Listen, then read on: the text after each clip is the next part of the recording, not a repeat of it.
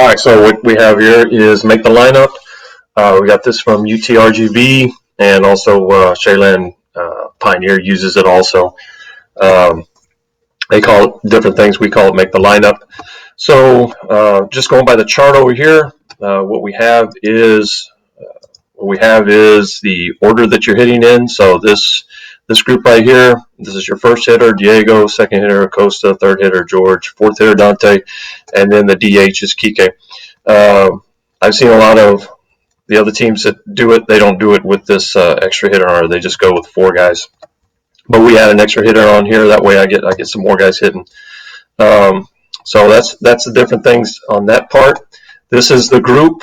Okay, so what we have is the second infield is a group. The second outfielders and catchers are a group.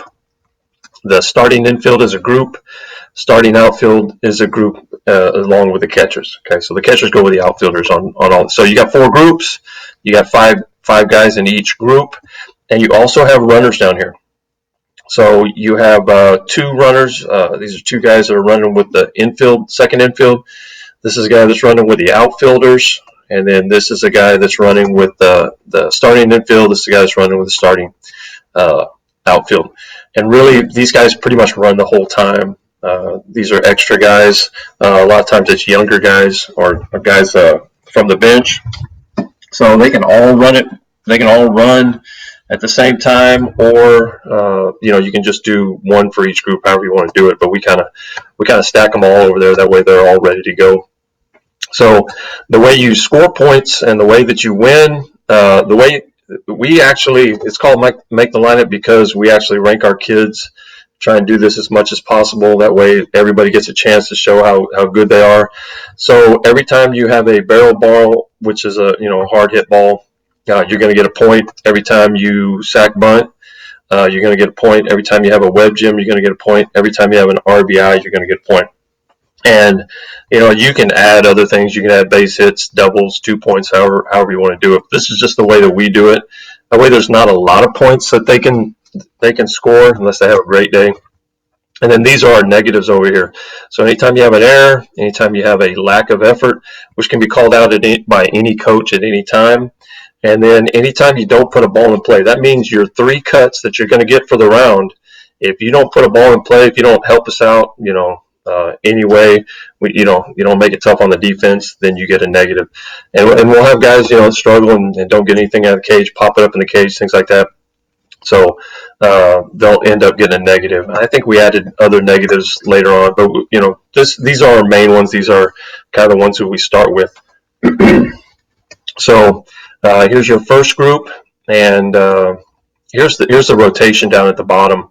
This day I had the second outfielders and catchers hitting first, and then the second infielders were in the cage. And you can do it however you want. But the way we did it most of the time is the second infielders are actually the ones who hit first. Second outfielders are in the cage.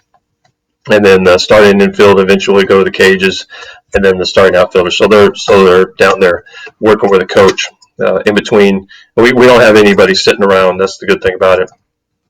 So what you have is our cages are set up down here. So this second group is in the cages hitting. Our backup infielders are actually live at the plate.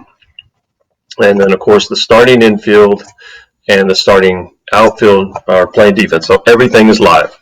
And that's pretty much the way you do it. That's the way you start it. And as soon as this second infield is done, the second outfielders will come in and we'll switch. So the second infield ends up coming in and playing defense. Or, again, you can switch these up however you want. Just make sure you got defensive, 2 defensive groups out there, outfielders and infielders. So that's kind of the setup. And the way that we set up the field is we end up having a big screen right here. And we actually have a coach sitting right here, and he's the one with this chart right here. He's the one that has the chart in hand. He's the one who's scoring everything. We have our runners, which our extra runners are kind of here back behind the screen, set up, ready to go. We have a bucket right here because any ball that's hit, and so if you you tag a guy out at second base, whatever, the ball's got to immediately go to the first baseman. First baseman puts in the bucket, and we're ready to go. So the coach, which we throw from our platform out here. So here's a coach here. There ends up being a coach in the coaching box at third. And then usually there's a coach, kind of just going over everything back behind second base, getting a good look. And then we have our Big Bubba set up. And, of course, then we have the hitters and everything else. So that's just kind of the setup for it. Again, guys in the cages, guys playing defense, playing everything live. So the way that you do the rounds is we started with doing 3 rounds, and you get 3 cuts in each round. And it actually took too long, so we actually cut it down to 2 rounds. That way we could do it almost every day at the end of practice.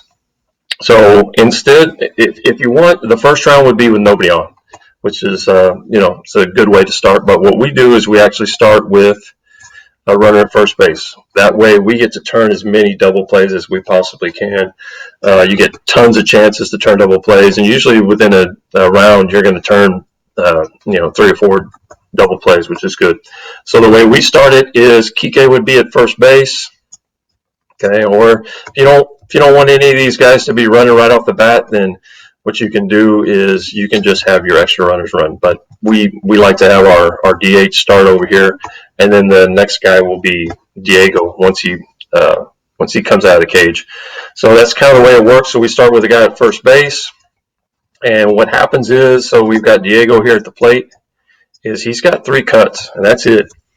So he's got 3 cuts to score as many points as he can and try and get as many runs as the team that wins is actually the team that scores the most runs. So this first group scores 4 runs. We just keep tallying it because they end up, going through the different rounds.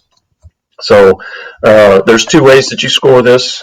Okay, so they can get, say Diego comes up and his first ball is just a shot laser beam to the shortstop. No matter what, if it's a barrel ball, he's going to get a point. Okay, so he ends up getting a point. And the times I'll go over in just a second. So his first at bat, he ends up getting a base hit, or say he just hits a hard ground ball to the shortstop, and our coach thinks it's a barrel ball is hitting about as hard as you can possibly hit it. He's going to get a point. If not, then he doesn't. But the big thing is that's 1 out. So that first cut is 1 out, no matter what happens. So he could come up and he could hit a ball into the gap. We're playing it live. The guy comes all the way around and scores. All that really happens is we end up giving them a run, that team a run. He's going to get a point for a hard hit ball. He'll get another point for the RBI, but it's still an out. Okay, and if the guy ends up, not making it all the way, ends up at third base, the neat thing about it is you have these extra runners. So this extra runner will step in.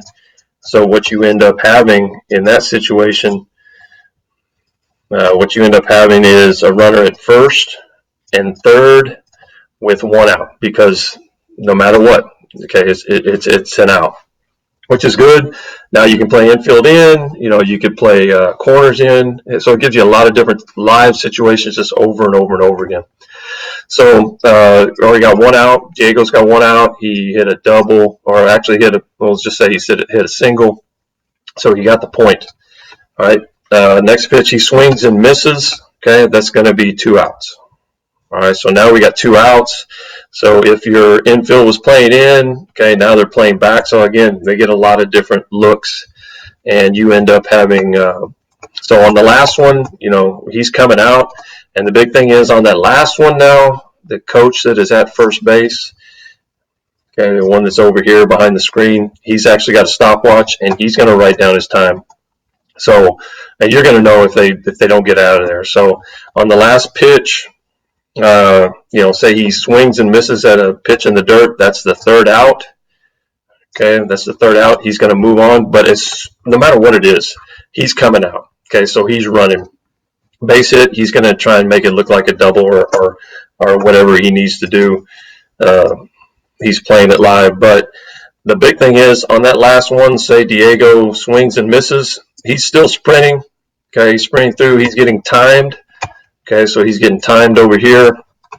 And What the catcher will do is to keep playing is on that third cut, if it's not put in play, if it's popped up in the cage, if it's a swing and miss, if it's a called strike, he's going to roll the ball out front and he's going to go inside, and throw down to the first baseman. So the catcher gets a lot of work in this if you got guys that are swinging and missing a lot.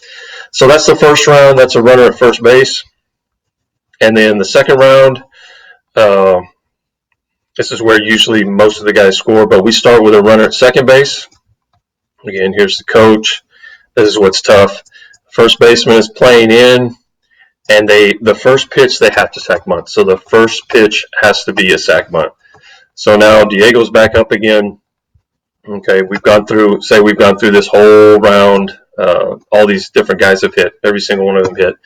Every single one of them hit with just a runner at first base. Now they're starting to hit with a runner at second base. First one has to be a sack. And for us, it almost has to be perfect because it's, unless I'm on the mound, but we've got pretty young coaches, so they'll come out and they'll throw this guy out at third base a lot of times. This guy's going, trying to get a good jump, make sure the ball's down, and the first baseman is charging. So if it's not a good bunt, then he's definitely going to get thrown out at third base. So it really makes these guys focus on getting the bunt down. And again, foul ball, swinging, don't make contact on the bunt. All those things, those are going to be outs. And again, this guy's trying to advance. So now we have all of our runners kind of stacked over here by me as a coach. And so say he does get it down. Okay, so if he does get it down, this guy gets to third base. Okay, and it's a great bunt, and it's a bunt for a base hit, then we'll actually end up putting another guy over here. But remember, every cut is an out.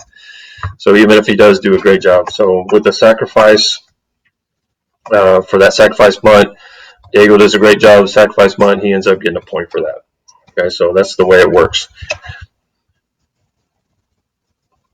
All right, so that's the first pitch. And so say he doesn't get it down, he don't get an extra runner here. Now after that first out, okay, we're just playing it live. All right, so we're playing with a man at second base. Okay, so if he comes up and gets a hard hit base hit, of course he's going to get the point. All right, and it gives us a lot of chances of trying to throw the guy out at the plate. So we get a lot of work at throwing to the plate. You know, the only tough part, of course, is if your center fielder's here and it's a base hit up the middle and he's trying to throw it through that screen, what we do is we just say, okay, he would have been out, or he would have, or he wouldn't have been out by looking at the way the ball is thrown. Just the way, this is one of the only things that kind of bad about having the screen out here in front of the coach, of course. So that's with a runner at second base, and again, after that second, and then after the third one, no matter what happens, it's 3 outs. So the next guy comes up, we start all over again, okay? And actually Diego ends up being the guy at second base, and Acosta comes up, and he gets his chance to sack bunt, okay? If he gets it down, he gets a point. If he doesn't get it down, things like that. So, and then you go through all the different guys. And at the end, what you're going to have is the amount of runs. So this first group scored 4, next group's only scored 1. So this is the team competition, and then you end up adding up all the points. Okay, say Diego had an error. You're looking at the times, and you're writing down. So what you're doing is, by the end of the day, Diego scored.